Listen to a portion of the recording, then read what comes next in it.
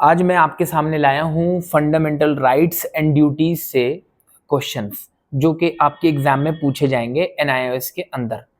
उसमें सबसे पहला क्वेश्चन जो मेरी निगाह में सबसे इंपॉर्टेंट है इस चैप्टर से वो है ये कि बेगार क्या है।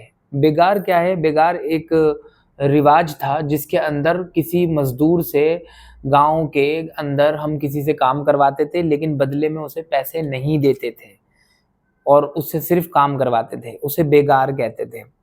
अब दूसरा क्वेश्चन क्या आ सकता है इस चैप्टर से, वो है ह्यूमन ट्रैफिकिंग क्या है। ह्यूमन ट्रैफिकिंग का मतलब होता है इंसानों को खरीदना बेचना। अगर इंडिया में कहीं पर भी या पूरी दुनिया में इंसानों को खरीदा बेचा जाता है, छोटे बच्चों को खरीदा जाता है या बेचा जाता है तो उसे कहेंगे ह्यूमन ट्रैफिकिंग, या औरतों को खरीदा और बेचा जाता है तो उसे भी ह्यूमन ट्रैफिकिंग कहेंगे। इंसानों का व्यापार करना ह्यूमन ट्रैफिकिंग कहलाता है और ये एक बहुत बड़ा जुर्म है। उसके बाद तीसरे क्वेश्चन की ओर बढ़ते हैं जो इस चैप्टर का सबसे अहम क्वेश्चनों में से एक है, वो ये कि फंडामेंटल राइट्स जो हैं वो जस्टिशिएबल हैं। जस्टिशिएबल क्या होता है भाई? कि अगर आपका कोई हक मारा गया सरकार के जरिए या किसी बंदे के जरिए या किसी इंस्टीट्यूशन के जरिए, संस्था के जरिए, तो ऐसे में आप अदालत का दरवाजा खटखटा सकते हैं, सुप्रीम कोर्ट जा सकते हैं डायरेक्ट, हाई कोर्ट जा सकते हैं डायरेक्ट अपने राइट की खातिर।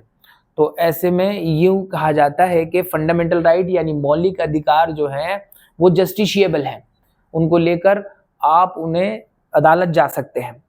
अब आते हैं आगे के क्वेश्चन की ओर जो और इम्पोर्टेंट क्वेश्चन है, क्या फंडामेंटल राइट्स के ऊपर किसी किस्म की कोई रेस्ट्रिक्शन है? यस है। फंडामेंटल राइट्स पर क्या है? रेस्ट्रिक्शंस हैं। आप उनका इस्तेमाल पूरी तरीके से नहीं कर सकते क्योंकि आप पर कभी कभी पाबंदी लगाई जा सकती है, ख़ास तौर से इमरजेंसी के दौरान। अगर इंडिया में किसी किस्म की कोई इमरजेंसी लगी हुई है, कोई मुश्किल हालात से इंडिया गुजर रहा है, आपका देश गुजर रहा है, ऐसी सूरत में आपके ऊपर जो है रेस्ट्रिक्शन लगाई जा सकती हैं आपके राइट्स के ऊपर। फिर एक बात है कि हमारे यहाँ ना एक चीज़ थी अनटचेबिलिटी का रिवाज। अनटचेबिलिटी जो है वो हमने ख़त्म कर दी है। पेपर में सवाल आएगा अनटचेबिलिटी इंडिया में ख़त्म कर दी गई है, यानी बड़ी ज़ात के लोग छोटी ज़ात के लोगों को कहते थे हमें छूना नहीं, तुम्हारा साया भी हम पर नहीं पड़ना चाहिए। लेकिन अब क्या है कि जब इंडिया आज़ाद हुआ तो उसने एक राइट टू इक्वालिटी दिया। राइट टू इक्वालिटी का मतलब हुआ कि अब सब बराबर हैं और इस तरीके की बात करने वाला अब गैर कानूनी बात मानी जाएगी और उसको माना जाएगा कि उसने फंडामेंटल राइट्स का वायलेशन किया, इस तरीके की बात करने वाले को। तो राइट टू इक्वालिटी ने इंडिया में क्या खत्म कर दिया? अनटचेबिलिटी। अनटचेबिलिटी किससे खत्म हुई? राइट टू इक्वालिटी से। That's it.